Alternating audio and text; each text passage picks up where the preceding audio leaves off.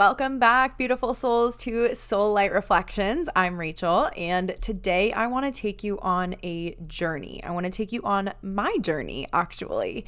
A lot of you see where I am now, but you haven't necessarily seen the process that it's taken me to get here. And maybe you've been with me for a long time and you have seen that process, but I would say probably majority of people recently started following along with me within the last few years. So I think that it's really important to take a step back and take you on a little journey with me, because the struggles and the breakdowns and the moments that I thought I wouldn't make it through are just as important as the triumphant parts, the parts that I feel like have lit me up. And as I share this story, my hope is that you get to find pieces of this that resonate with you, and whether it's clarity or compassion or just maybe a little bit of reassurance that you're not alone in your experiences, that we all have similar experiences, although they may not be exactly the same. But before we dive in, I want to touch on something that is super, super important, which is how easy it is to idolize people. It's something that I've noticed a lot in like the personal development, spirituality, wellness spaces that are across the internet and social media and just in real life. We tend to put people on pedestals and we forget that like they're just humans. They're literally just trying to figure things out as they go as well. No one has it together all the time. And I want to be really, really real with you about that. I don't know what the fuck I'm doing. I'm just trying to like live and be happy and find some joy in my daily life and be playful and be abundant. And I don't know all the keys. I don't know exactly how to do that. None of us do. That's why we chose to come to this planet in this incarnation, in this timeline. I've had my highs, but I've also had some really, really low lows. And I want to go back to the beginning from about 9 years ago to when I feel like my kind of awakening really started, when I started like actually starting to live and wake up to things. All right, so let's go back to the beginning. Now, one thing that's really funny about the way that I tell stories is I always tell like dates. I can always remember months and years that things occurred. I don't know. I didn't realize that was something that like is specific to me and that not everyone can do that. But anyway, so I actually sat here right before this episode for like, oh my gosh, it was like almost an hour, I think, and wrote out all of these things. I needed to like see it in front of my eyes, this progression of where I was and where I'm going. And that feels really resonant right now because today is the first day of spring. And as I was kind of writing out some of the parts of my journey, I realized that it is a perfect time for me to be sharing my story. And you'll see why a little bit later on. But anyway, I want to go backwards. All the way back to May 2016. I was still living in Michigan, but I knew so deeply within myself that I needed to get the F out. And in October 2015, I had visited LA. I had visited a friend there with another friend of mine and just felt like, oh my God, I need to live here, which was interesting because I had never really actually spent time there. And all the way back from when I was like 15 years old, I posted a Facebook status saying, I can't wait to leave and move to LA already. Which is crazy. Like something so deep within me, even though I was not in tune with myself yet, I knew that I was supposed to live there. And so anyway, in like May 2016, I found out that my boyfriend at the time, my high school boyfriend, was going to try to propose to me. We had been together for like 7 years at that point. And I was like, oh my God, no, I don't want to get engaged. I don't want to get married. I don't want to do all that, especially not in Michigan. And so I had a really serious conversation with him. And I was like, dude, I don't want any of this. And I didn't tell him that I knew that he was going to propose, but I knew that he was going to do it the next month, like on our anniversary. So I tried to like intercept that. And I basically said, hey, don't want to do this. I really am feeling called to move to LA actually. And like, you can either come with me or you cannot, but I'm going. And in hindsight, that was my way, in kind of a cowardly way, of trying to end the relationship and just get out like clean break. But he decided to come with me. And at this point, we had fallen into such a pattern of comfort and not of growth, like at all. But I was like, you know what? Maybe this is going to be the answer. So a few months later, August 2016, we packed up everything we owned and we drove across the country from Michigan to California. We signed a lease on an apartment that we had never actually seen in person. And we thought that we were like chasing this dream. But what I was really doing was running away from this feeling of stagnation because it was so insanely uncomfortable for me. So once we moved to LA, it seemed like things had kind of leveled out in our relationship. I was like, okay, I feel like maybe he just needed to get out of Michigan. And now I look back and realize that that was kind of like the fixer in me. I was trying to like kind of fix him. And I was like, okay, I think we made progress here. Well, fast forward, my body knew that things were not right. And in February 2017, everything changed. So we had only lived in LA for a few months at that point. I had my first major rheumatoid arthritis flare-up. I was bedridden for days. I was in so much pain. My knees were swollen to literally twice their size. I couldn't do any of my normal activities or work or hobbies or anything. And prior to that, the first few months that we had lived in LA, we were going on a different hike every single weekend to just like explore. And I loved it. And I felt like, oh my God, this is what I'm supposed to be doing. I'm supposed to be spending this much time in nature. I'm supposed to be like keeping my body healthy and being in the sunshine. And I wasn't able to do all of that in Michigan. Anyway, during this huge flare up, my knees, my hands, my wrists, everything was in pain. I had like no energy. I had to go to physical therapy for months just to regain like basic function. And the first like 2 months of that were in water. I couldn't even do the physical therapy on land because my joints couldn't handle it. And this was the first time in my entire life that I completely felt out of control of what was going on with my body. Now, mind you, this is probably for another episode, but I had had a lot of knee issues growing up, and there were definitely red flags like that had come up here and there before this big flare up. But I think that I was so good at convincing myself that everything was fine and that I was going to figure it out that I just ignored all of those red flags until like my body put up the big red flag, the big red alarm, and said, no, we're not going to be able to ignore this one. You got to change something. I had been working as an occupational therapist for almost 2 years, I think, at that point. I loved being active, and then suddenly, like, I couldn't even walk on my own. Like, I felt like I had completely lost my identity. I was previously, like I said, working as an occupational therapist, doing things like helping people get out of their hospital bed and walk to the toilet, and all of a sudden, I couldn't even get myself out of bed, and I could barely walk to the toilet. And then about a month later, when I was finally kind of able to move and do things and I was doing well in physical therapy, I was so desperate to reclaim some sense of control, and I signed up as a coach with Beachbody, which is the company, I think they're called Body now, like BODI, but they have all of those amazing home workout programs that you used to see infomercials about for like 10, 20 years ago. Like 21 Day Fix and Shaun T's Insanity and P90X, like all these really cool programs, right? Those were the more intense ones, but they had some really basic beginner level programs and yoga and stuff that I was actually able to do.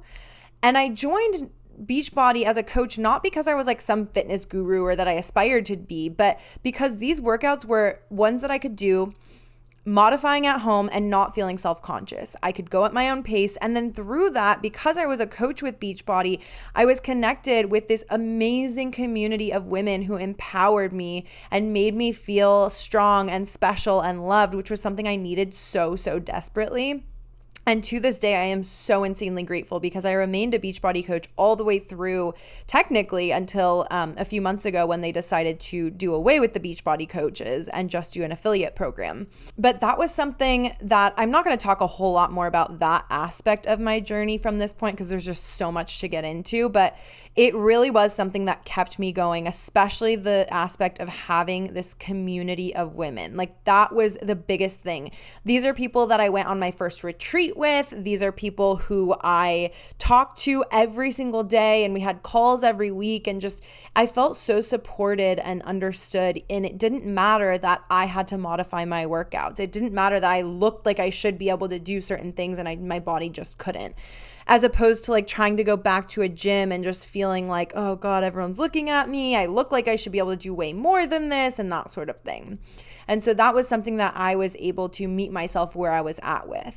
And to this day, I am still so grateful for not just the community that I was able to cultivate through being a coach with Beachbody, which, mind you, I'm still close friends with multiple women and like soul fam with a couple of women that I've met through Beachbody, but also it instilled some really positive practices for me. They were really big on encouraging self-development, like books and podcasts and, listening to people speaking and going on retreats and surrounding yourself with people who are like-minded, who really make you feel good.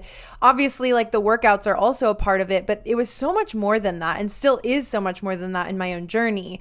It's about the mindset tools, the meditation, the journaling, like whatever it is that gives your life purpose and helps you to connect deeper within. And throughout my first couple years with Beachbody is when I really started to realize the power in some of these tools and practices, doing them on a daily basis. And the other thing that it afforded me was an opportunity to build confidence in myself. I was sharing on social media. I had never really shared in that capacity before. And yeah, it's pretty awkward at first, but you just kind of keep at it. And I would not be where I am today in any aspect of my life or my professional path or my relationships if it weren't for some of the things that were instilled in me when I was a coach with Beachbody. I really still to this day stand by that company. I think that they're doing amazing things in the fitness and wellness world. And I learned so much about what it means to run a business, how to market, how to talk to people, how to make people really feel seen and heard and understood and not just like acting like they're just another number to get your quota. And another thing is that a lot of the women that I was surrounded with also had other businesses. And so I got to see the power in being a woman and running a business or maybe multiple businesses and how empowering that is and how beautiful it is to be able to provide for yourself without working for someone else. Essentially, it was my gateway to the entrepreneurial world. It was accountability for not just workouts, but also like your daily wellness routine and also business. And at the same time, there wasn't ever like a major pressure or specific quotas or anything like that you had to hit because the focus was on helping other people. And that's all I wanted to do. And I was able to help other people by simply sharing about my journey. For me, it wasn't necessarily about how many people that I got enrolled. It was more so about the messages I was receiving, the comments I received, the people reaching out wanting, guidance or help in their own journey. And I really took that seriously and still to this day do. That was like what really opened my eyes to, oh, wait, I can do this. Like, I can do this. I do know enough. I have my master's degree in occupational therapy. I have a lot of training and I also have a lot of life experience in some of these things that people are asking for. And I also have these incredible tools at my fingertips that I can offer for them if that's something that they feel aligned with. Right now, as I'm reflecting through this and sharing this with you, I'm realizing how formative that time was, how important that little bit of time in this life journey was for me, for the trajectory of my path. I really, truly don't think I would be running my coaching business the way that I do now. I don't even know if I would be at all. It helped me to turn my pain into purpose. It helped me to see that there is silver linings in everything. It helped me to see that even on days where I have the worst flare-ups and I couldn't work out, I could at the very least do something like listen to an uplifting podcast or reach out to friends or still share about my journey and share about the ups and the downs and share as a raw, real human and recognize that social media doesn't need to just be highlight reels. It can be the real shit that's going on in your life. And that's actually what people are going to relate to even more. That's what we all need, is to feel like, yeah, I go through that too. And I, looking back, realized that this was such an important time in my life because this is where I, for the first time ever, really found empowerment, really found an embodied version of myself at that time, really found more confidence, really started to get courage, and started to really love myself even deeper on so many levels than just loving my body. It was loving the inner workings of my body and how hard it was working for me, even if I was dealing with all of these symptoms sometimes. It was loving my mind and trusting the process and knowing that you are always fully supported. And I also started to tap deeper into spirituality at that time and finding certain podcasts like Sahara Rose's Highest Self podcast and a couple of other podcasts that really helped me so much. I love Keisha Fitzgerald's podcast. I think her last name is Gemetry now. But anyway, these are times that I found these podcasts that really kept me going, even on my darkest days when I didn't really have a lot of friends in LA. I had a partner, but he was not supportive at all. He rarely went to like doctor's appointments or anything with me. And I just felt very lonely, but this helped me to not feel so lonely. Even though the women that I was in contact with were across the country, we could still Zoom all the time or FaceTime or text or whatever. And it just really felt so encouraging. So anyway, a lot of love in my heart for my time with Body, which is what it's called now. I think that if we all look back in our own paths, we all have these like kind of pivotal experiences or moments or things that we involved ourselves with that really did make a major difference in our life that maybe we don't give as much credit to as we should be. And a major part of this journey as a human on this planet is gratitude, is recognizing the things that get you to where you are now. And so for me, as I'm speaking this and reflecting this, I'm realizing just how important my time with Body was. And then by late April 2017, I took a front desk job at Orange Theory Fitness because I wasn't able physically to return to an OT job. I had to let go of my other jobs back in end of January when all of this started coming about. And between that time of January to April, I had done so much soul searching as I was unemployed, just like sitting in my LA apartment, trying to do what I could to be healthy and happy again. And I knew through that soul searching and that self-reflection that I wanted to help people. I knew that fitness was important to me, and I knew that I wanted to be able to spend time outdoors. I did so much during that time of journaling and self-reflection because at first I was like, oh, great, I'm bedridden. I have to keep my knees elevated and iced. Like, I guess I'll just watch Netflix. But I got so freaking bored of that so quickly. Like, I'm just not the type of person that can sit there for hours on end and do that and be okay.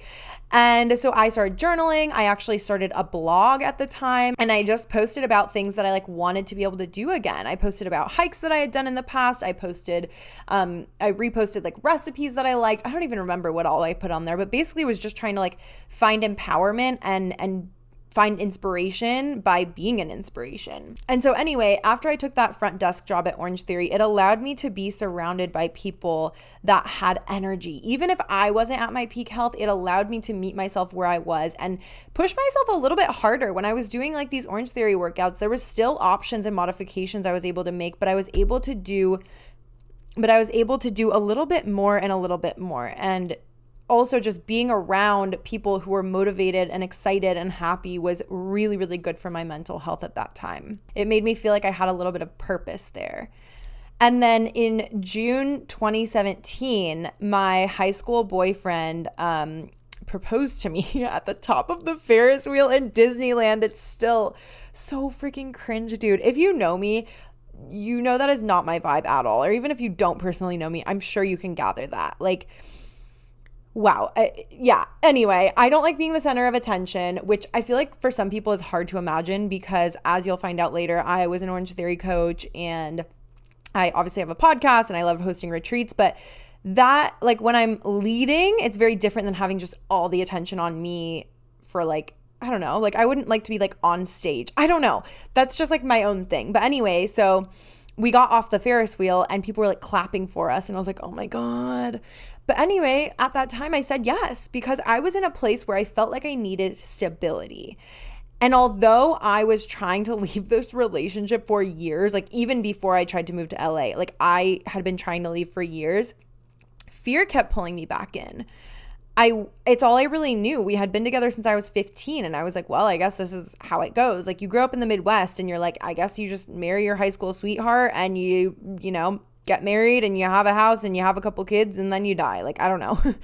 And so I said yes. I was trying to convince myself that it was the right thing to do. Then in July 2017, so about a month later, I accepted an occupational therapy position at a pediatric clinic. And this was what I thought was my dream job for years prior.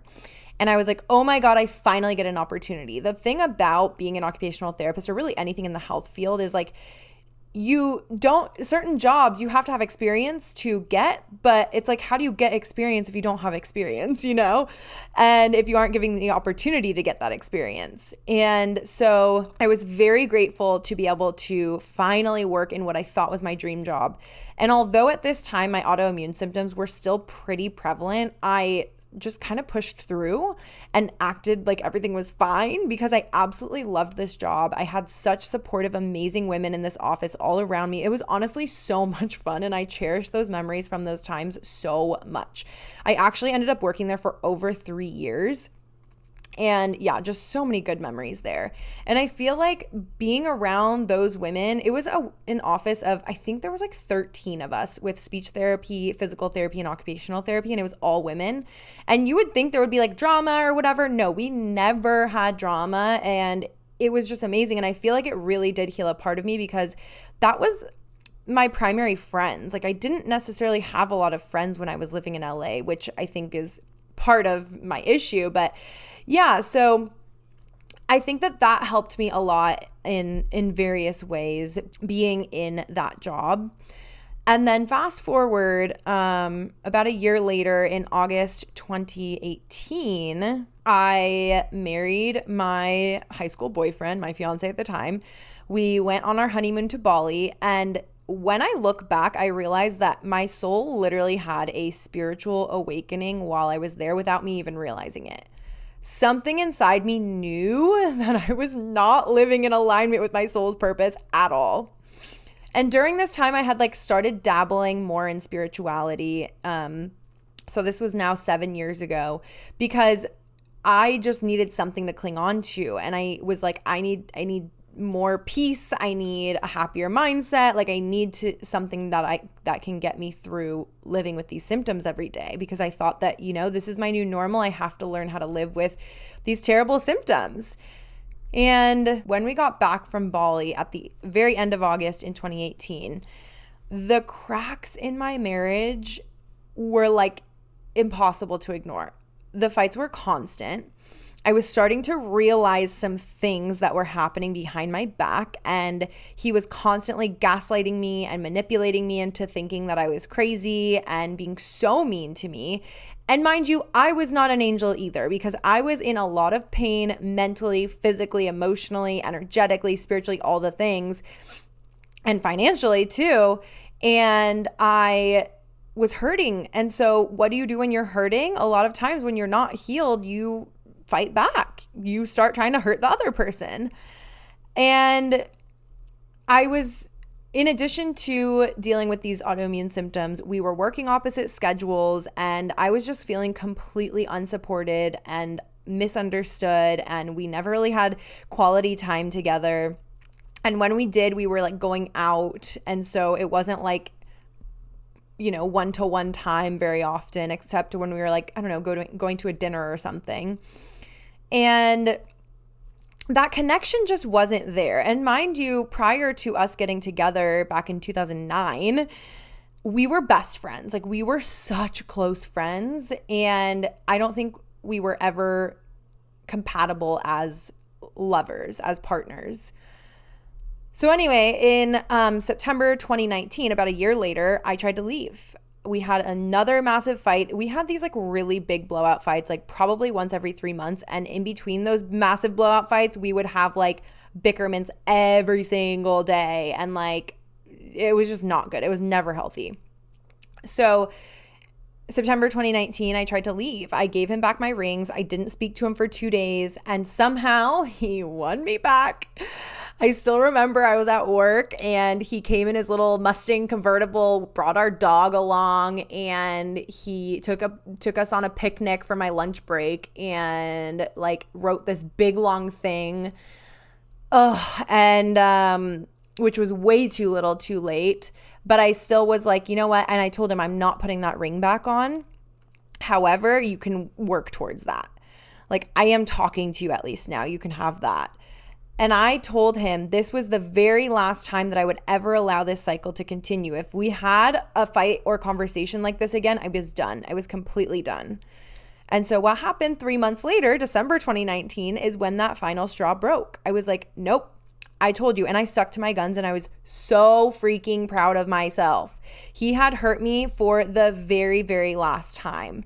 This was something that I just could not let go of. It was in my face glaringly like, oh my God, there has been at least emotional infidelity for quite some time now. It was all very clear to me, and I said, nope, I am absolutely done. But neither of us could afford to move out. We were in LA. We had an actually awesome apartment in Santa Monica, rent controlled. And so we were just stuck as roommates at that point. And then COVID hit. And so a couple months later, the world stopped.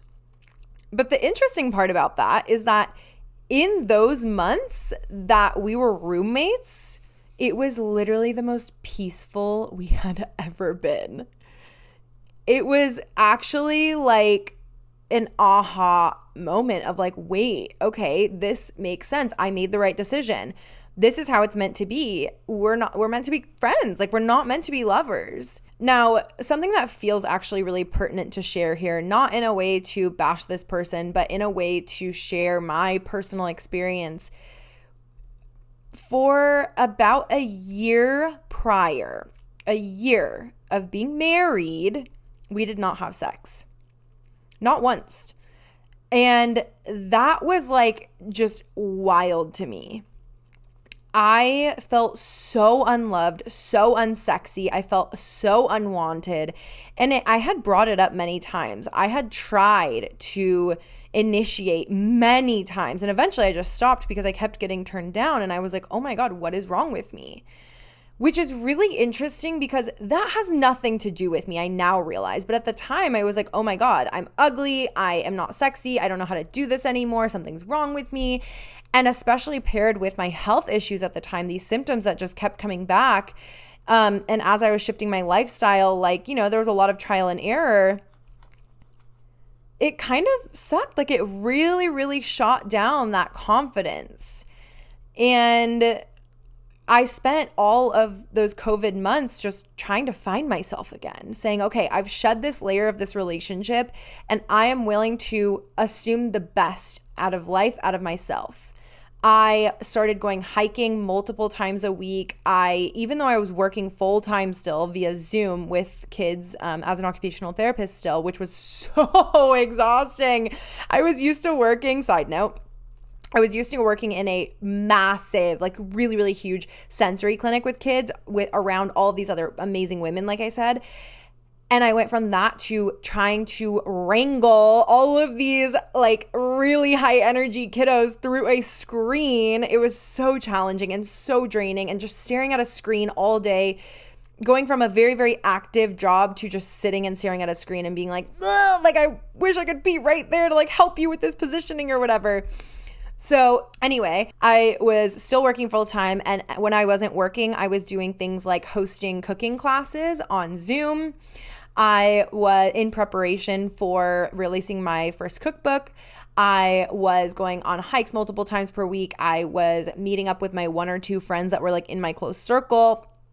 I was doing anything I could to like be out of the house. I would even just like post up my hammock right out front of our little apartment building in Santa Monica and just chill out there, because I was like, I can't deal. Like, I don't want to be in this house right now.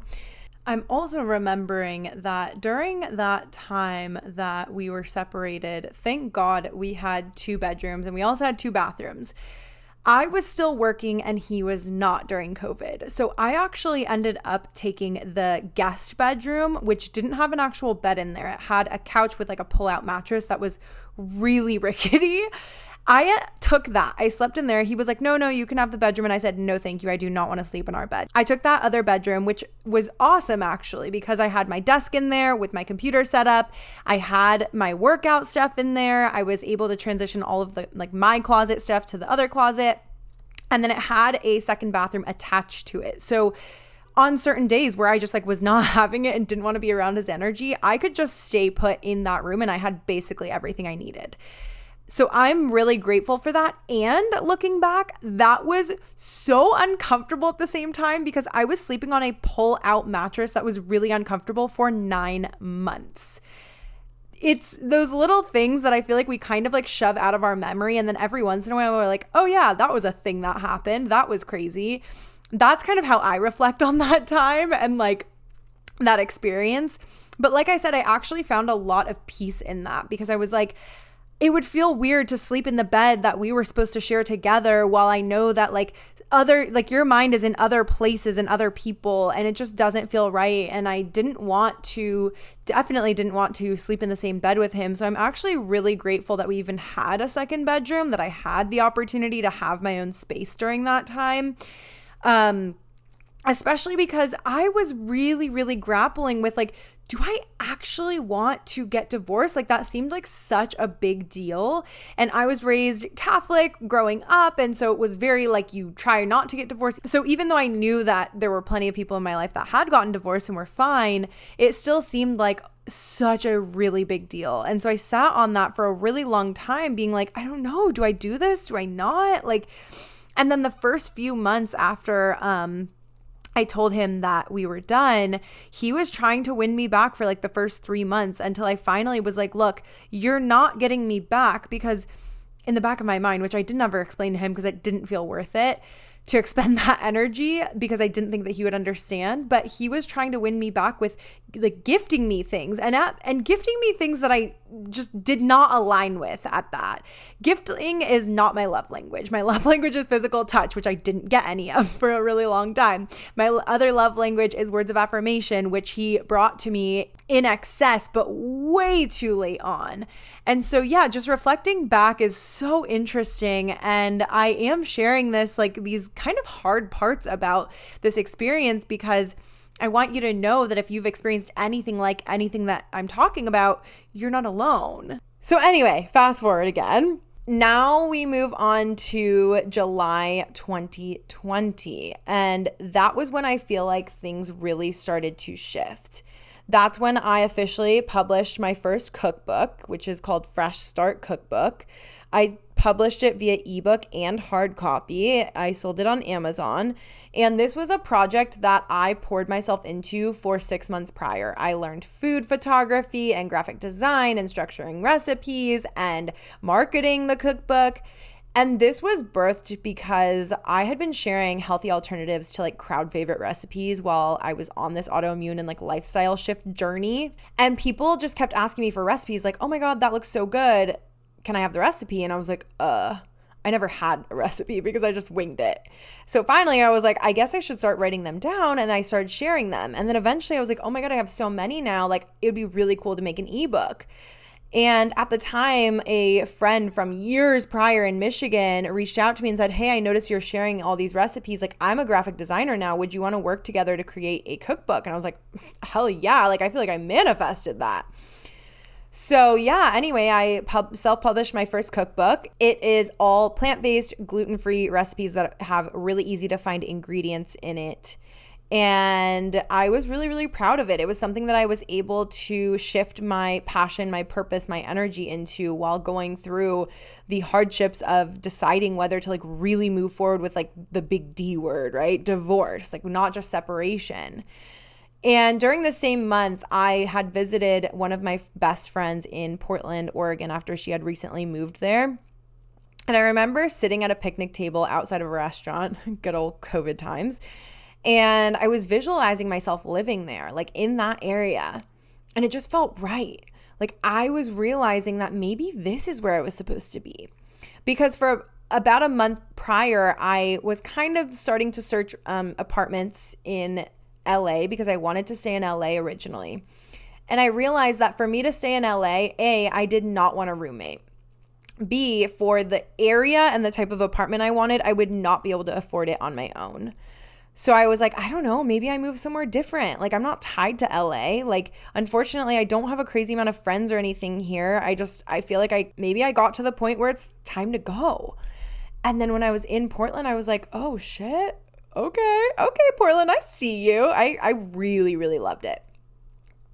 So September 2020, I decided to officially file for divorce. And like 2 weeks later, I packed up my Chevy Equinox, my small SUV full of belongings.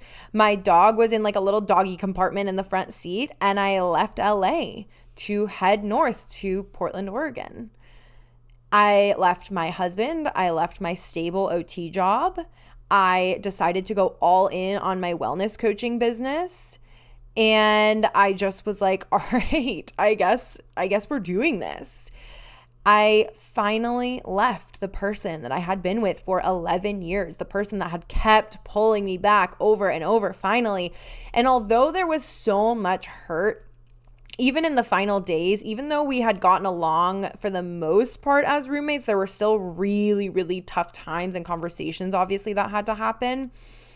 I still to this day have so much love for that person because I would not be who I am today without that relationship and that experience.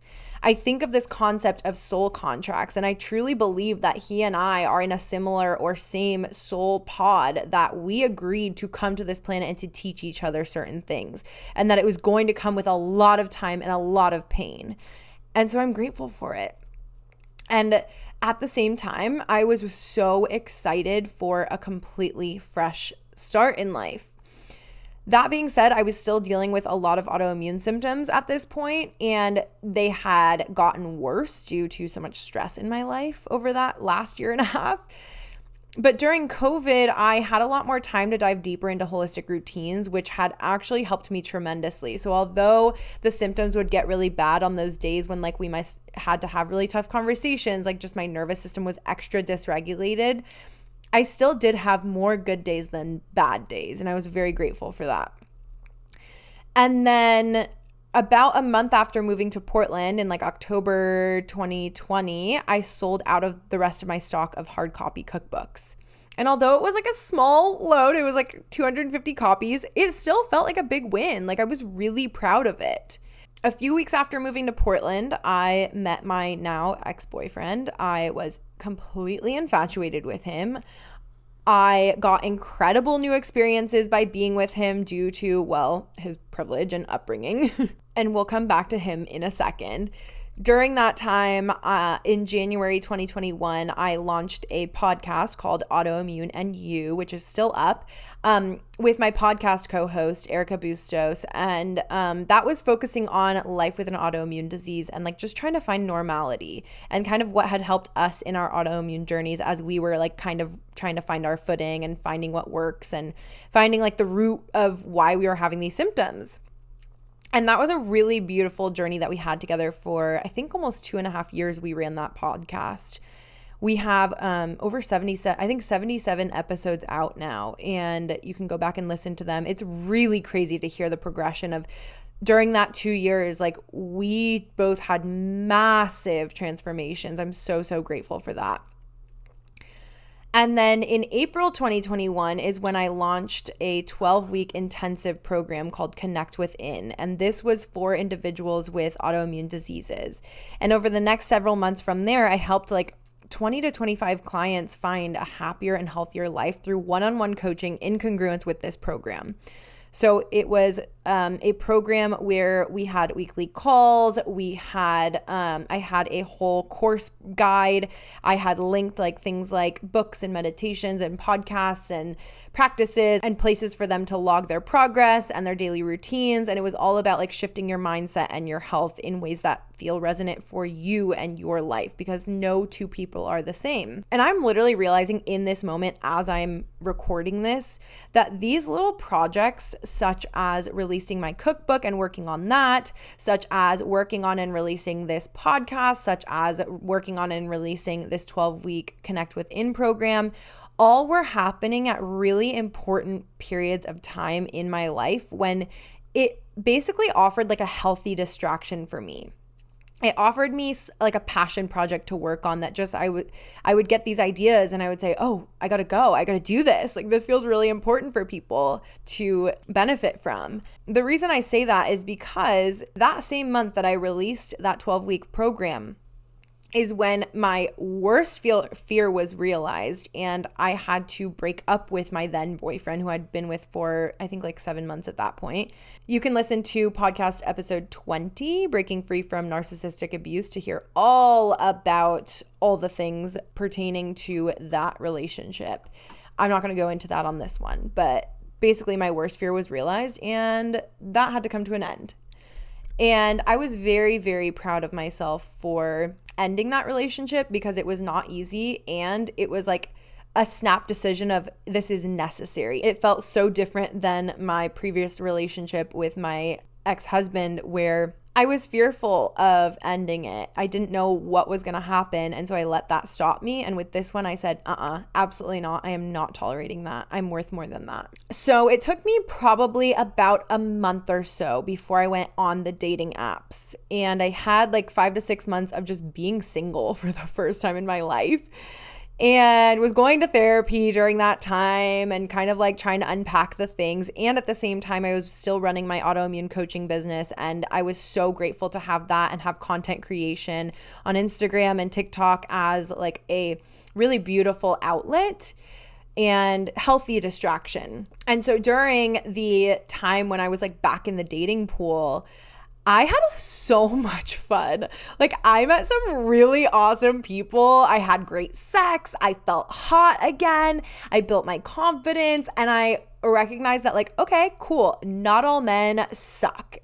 Not all men are abusive. Not all men are going to try to manipulate the fuck out of you. And I'm really grateful for that time, because full disclosure, I had a couple really shitty dates. That would be a fun podcast episode. But I had a few really awesome Hinge dates that we would, like, from the first date on, we just hit it off, and we would go like hike or go to dinners or go to lunch or picnic, or I don't even know, like so many different things we did.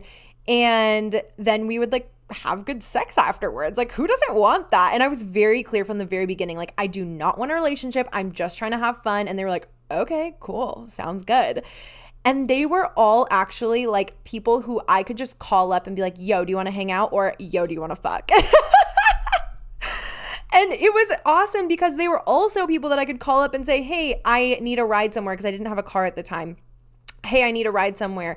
Like, one guy literally would take me to the airport every single time I needed to go. No questions asked. Just was like, heck yeah, I got you. Or if I needed something, they would like pick it up and bring it to me. Like, I felt like a fucking princess, honestly, during that time. And it was so important for my growth and my building my confidence at that time.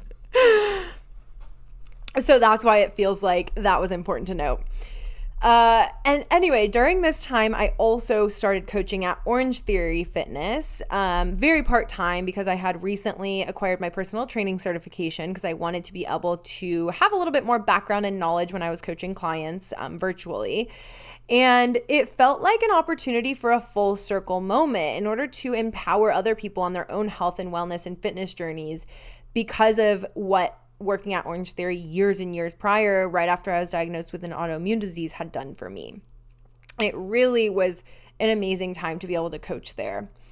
Then fast forward again, October later that year, 2021, I went to my first festival back since long before COVID, because when I was living in LA, I honestly didn't go to many festivals, and I didn't go to any camping festivals. You can hear all about my experience on episode 10, which is called What It's Like to Meet Your Soulmate, Our Story, about me and Max meeting. But anyway, we instantly hit it off and we're still together to this day, about to get married later this year, like 3.5 years later, which I'm so insanely grateful for. About 6 months later, in April 2022, I moved from Portland. I moved up to Seattle to be closer to Max because the 3-hour drive was not terrible, but like driving back and forth every like week or two was kind of just not really feasible for either of us anymore. And I was like, I mean, I'm not tied to Portland, so let me just come up there. I had a lot of friends that lived in Seattle already. I was like, you know what, screw it. Like, they've been begging me to move here for years since I moved to LA, and I was like, you know what, fine. So I moved to Seattle, to Capitol Hill, and I accepted a head coach position at Orange Theory Fitness downtown. And so that meant that I was full-time there, which often equated to long hours. There were days where I was there for 12 hours. I think my longest day that I logged there was like 16 or something. Like, it was long, and legally, like, I'm not supposed to be able to do that, right? But I did it because I don't know how to half-ass things. My health was on the decline, and parts of my coaching business were also like being kind of overlooked or forgotten. I remember one time I had scheduled a group call for my clients and I completely forgot about it. And I was coaching during that time.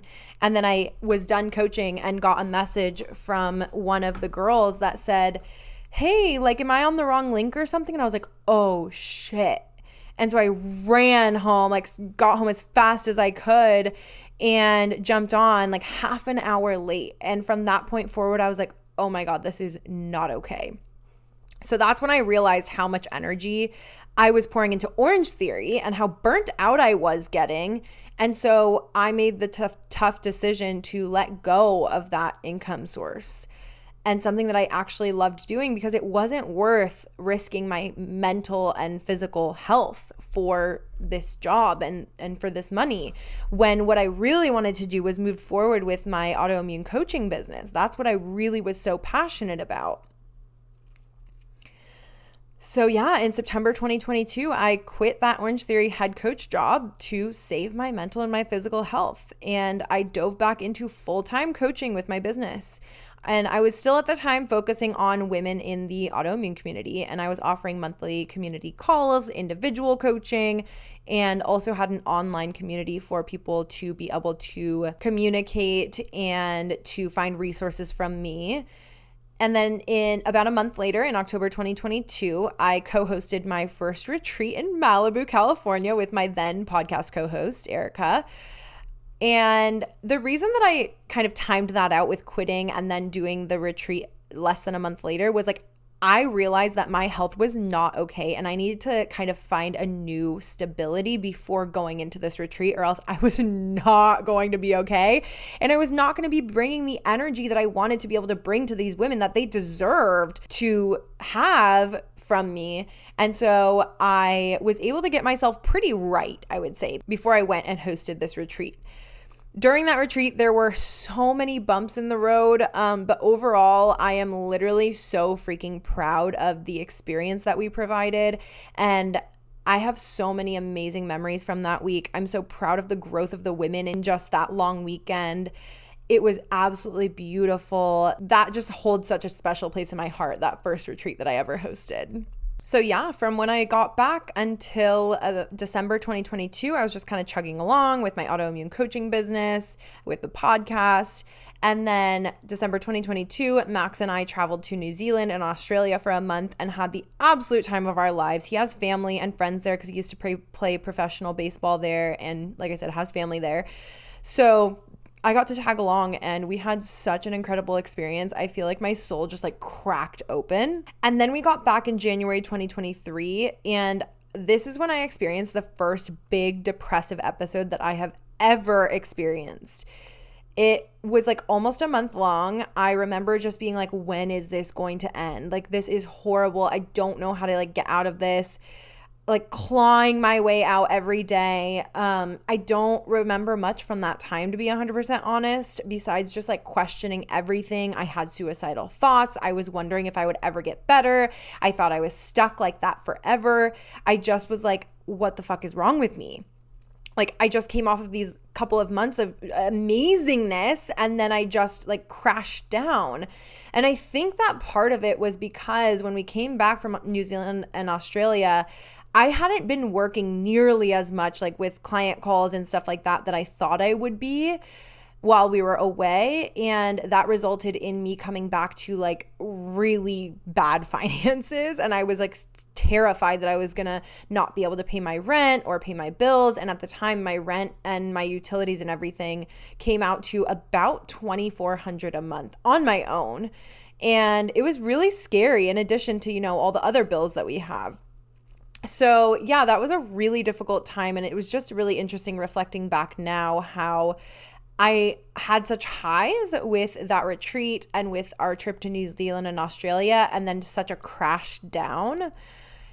And a little side note to that is that I recently, in talking to my therapist, she had recognized a pattern in me, how whenever I'm feeling like on top of the world, so confident, so excited about like new endeavors or ideas that I have this tendency to be convinced that it's all going to come crashing down. And she's like, things don't always have to be such a high and such a low.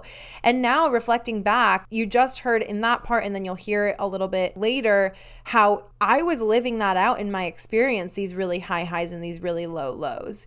And now I've been able to find more stabilization and fluidity without having these huge waves that come crashing down. It's more like small, easy to navigate waves. So that's just something to kind of keep in mind that I am saying right now. I feel like it should be said at the end of this, but I'm saying it now because I feel like I'll forget, and I feel like I needed to hear that. And then, so anyway, in April 2023, so a few months later, I moved out of Seattle. I went to live with Max in North Bend, which is about 35 minutes east of Seattle. And it's surrounded by mountains and rivers and lakes. And I just like started feeling so much more myself. And of course, that's after the spring equinox. And so that's when things are starting to feel a lot more lively anyway, which it's where my soul really felt like home. I was able to walk to hiking trails and walk to many different river spots. And I was doing that every single day. And I was like, wow, okay, it's going to be okay. My rent was tremendously less living with him. I felt like I had shed some layers, and I felt like I needed to be around nature. And then that was the same month that I launched a membership platform for my autoimmune clients. I called it Soul Flow Collective. And that took a lot of work to migrate, years of resources over. I had it all previously through a Facebook community and on a Google Drive. But once it was done, I felt so proud of this shift. And I was like, okay, like I'm more professional now. You know, I have a real membership platform. It's not just on Facebook, and it's not just through text messages. Like, wow, I feel so official. And then few months after that, in September 2023, I hosted my second retreat, and this time I hosted it by myself. It was in Washington, and many of my clients came from around the country and one from Canada, and it was an absolutely magical weekend. We had an incredible private chef named Hannah. We had an incredible yoga teacher come out, a sound healer come out. We had awesome workshops. We had a cold plunge, everything you could imagine. It was just so perfect. We went to the river one of the days. Like, retreats in Washington, I think, are so freaking underrated. It's just so beautiful here. Then in October 2023, a massive wave of depression hit again. And I was trying to convince myself that it wasn't happening. I was like, no way this is happening again. Like, I did anything that I could to like stave away that depression. And I think that once again, it was in part due to finances. Like, I had not really made money on the retreat because I had not budgeted properly, and I severely undercharged my clients for it. And I had been enduring this financial struggle for close to a year at that point. Like, I just kind of was like barely making ends meet. And all of that, I think, added to those depressive feelings, and I allowed that to drag down my vibration. And then the following month in November 2023 was like my all-time low. I made the decision to close the membership platform. I didn't feel like I had capacity to keep running it, and I was making less than I was paying for it, so it just wasn't feasible for my business anymore. I had worked really hard for that platform, but it was time to shift away from the autoimmune disease world. It felt like it just wasn't part of my story anymore, because at this point I had actually started to find more peace in my own system. And for some reason, it just wasn't aligned anymore, and I really had to trust that. But this shift came with even darker depression than the year prior. It was like depressive thoughts, catatonic states, days where I could not even get out of bed, not myself whatsoever, like more suicidal thoughts. A couple of times I had major outbursts towards Max when he was just trying to help, and I am so sorry for that. And then my autoimmune symptoms came back like full force. I felt like a complete failure in like every aspect, because I, for months prior, had been feeling like a really, really good coach, because I was like, I'm living what I'm helping other people get to and aspire to. And then all of this kind of came crashing down. And because of the amount of stress I was putting myself under, my symptoms came back. And I now realize, that's all because my nervous system was just in such a dysregulated state because of the financial side of things. And so later that month, I kind of pulled myself up by the bootstraps and was like, okay, well, we have to change something. And I think that a lot of this is coming from the financial struggle. So let's change that. Let's figure this out. So I accepted a very part-time coaching position once again at Orange Theory Fitness, because I was like, you know what? I do miss that. I felt like it was a good environment for me to be in when I wasn't really feeling myself. I felt like I would be able to kind of harness that like positive side of myself again. And I was like, you know what, maybe this is it. And at the same time, I also accepted an occupational therapy position at an outpatient pediatric clinic. I basically just went back to what I knew felt safe. To be honest, working at the clinic felt completely wrong to my body from the beginning. Like from the very first day I was going, I had like no excitement. I just was like, this feels like I shouldn't be doing it. And my symptoms started getting worse again. But like, I was like, you know what, I have to, this is what I have to do. I have no choice. I have to get myself stable again. Fast forward, about 6 months later, April 2024, I decided to leave my position at the occupational therapy clinic because it was just not filling my cup. Like, I'm the person that does not know how to half-ass a job. And so I was leaving the clinic daily just feeling so drained, and I was only there 2 to 3 days a week, but that was enough to drain me for like the rest of the week. And although I was really, really good at the job and I did love the clients I worked for, it just left me feeling lost and still depressed. And although I think outwardly no one would have known, that's why I think it's so important to talk about these things, because there are so many times that I've heard of when people take their own lives and people say, what? Like, they seemed so happy. And it's like, well, did anyone actually stop to take the time to ask them, how are you? How are you doing? How is your heart? Not just, how are you? Good. Okay, good. Like, genuinely, I'm asking you listening to this to maybe take a moment to go like text someone you love and check in with them genuinely. How is your heart today? What's something that's bringing you joy? You might be able to find more information that way than just saying, how are you? Because people don't want to bother other people with their issues. Interestingly, I left that position, but because I loved the clinic, I loved the boss and the clients, I actually agreed to stay on as cover only for another 6 months. But even though mentally I was feeling so much better, my autoimmune symptoms, the day before I would go into the clinic to cover, which was only like 1 or 2 days a month, my symptoms would get worse. And it was like very, very clear to me that it was not the right decision to do this. But I was like, you know what? I made an obligation to my boss. I told her like she did not want to lose me. And at that point I was people pleasing. I did not want to do it. It didn't feel right to my body. I wasn't making a significant amount just going in 1 to 2 days a week. But yeah, I did it. Now, interestingly, by releasing that position, that same month, later on in the month, I was given a clean bill of health by my rheumatologist. They said there was, quote unquote, no active disease in my body. And to keep doing what I was doing with my lifestyle because it was working. And I was like, oh, That is news I never thought I would hear. And I fully equate that to me like stepping into my light and trusting myself of, I know this doesn't feel right. I don't know what I'm going to do. Letting go of this like quote unquote stable income from the therapy clinic. But I was like, I know I have to. And well, my health thanked me. My body thanked me.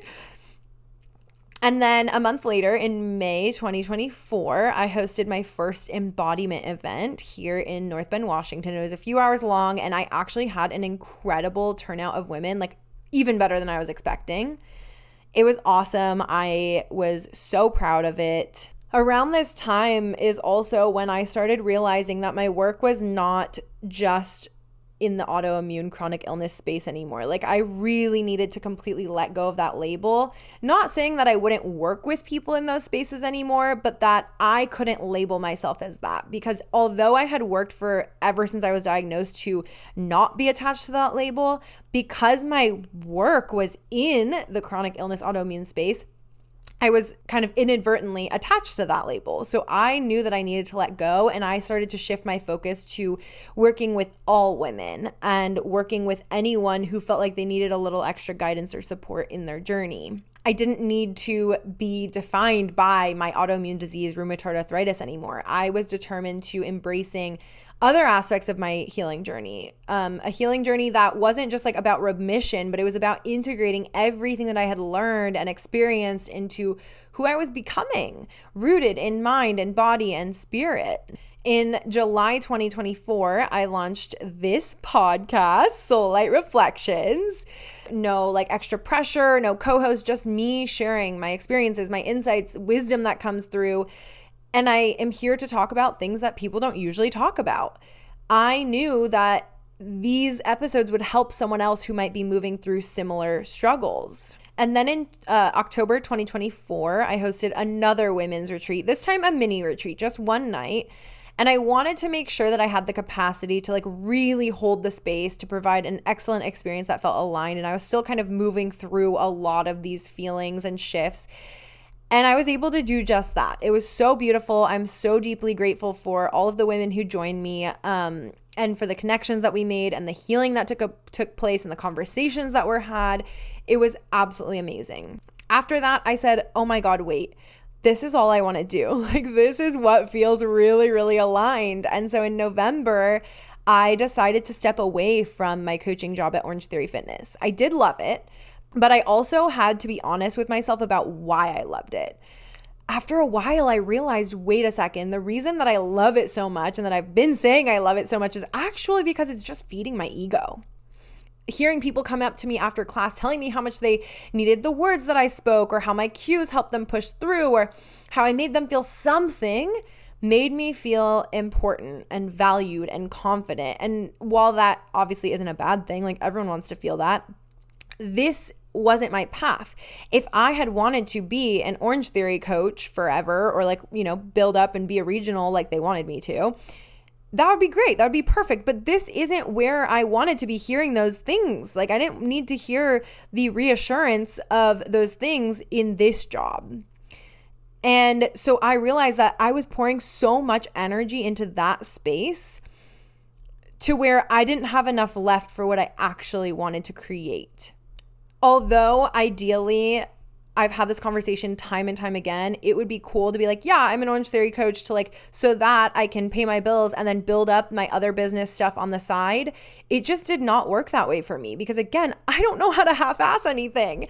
And so what I realized is that because I had been coaching off and on for 3 years at this point, I was constantly trying to outdo myself. I was giving more and more and more energy, whether I tried to or not, because I didn't know how to half-ass. It didn't matter if I was tired or if I had a long night. Like, it doesn't matter. I was still the same coach no matter what was happening behind the scenes. And I'm grateful to have been able to give people that experience. And I know that there's plenty of people who miss that. I hear it still. I have people from my old studios in Portland and my old studios in downtown Seattle that still message me from time to time and say, oh my God, I miss you. Which is nice to hear, but it wasn't what was aligned for me at that time. I had to recognize that a shift was necessary. Something that a friend of mine had reflected to me And something that a soul sister of mine had reflected to me recently was how I move through these pretty big changes in life so gracefully and with ease. And it's not something that I had ever recognized in myself before, because to me, I'm like, yeah, these are a lot of changes in like 10 years and they were all necessary. I had to. I didn't really have a choice. When in reality, I absolutely had a choice. I could have absolutely stayed stuck. But to me, it feels like, no, absolutely not. Like, I'm going to make a change. Why would I not?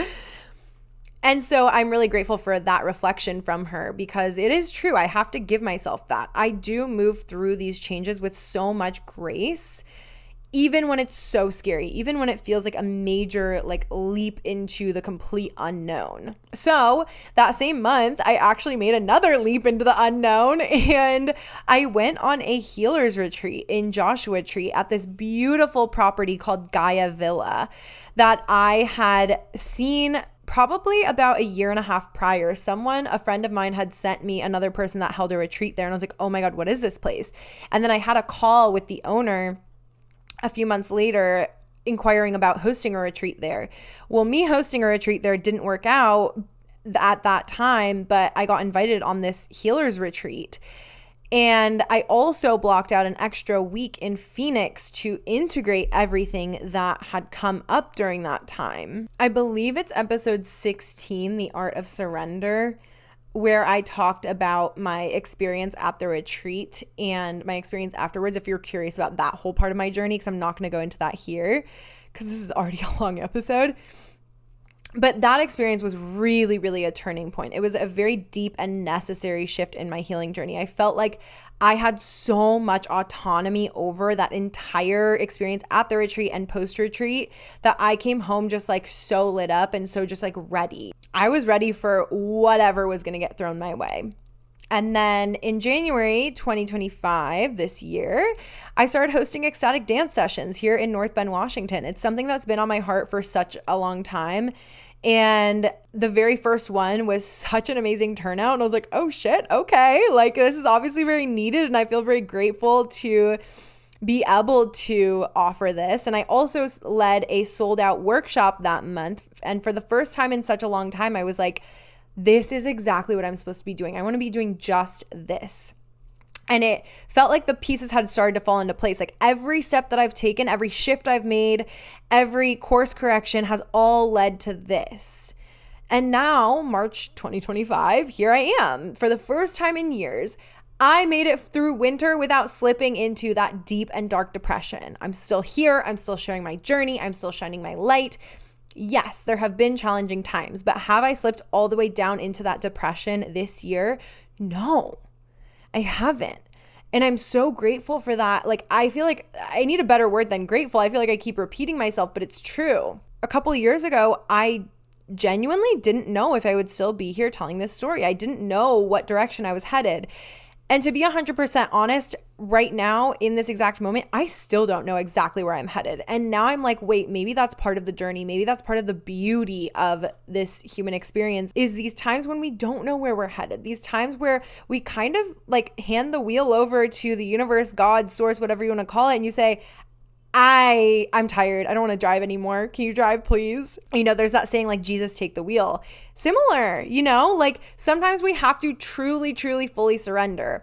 And something that I'm learning in my own spiritual journey lately is that you can only surrender as much as you know that you can in that moment. And then later on, you're going to surrender more and then more and then more.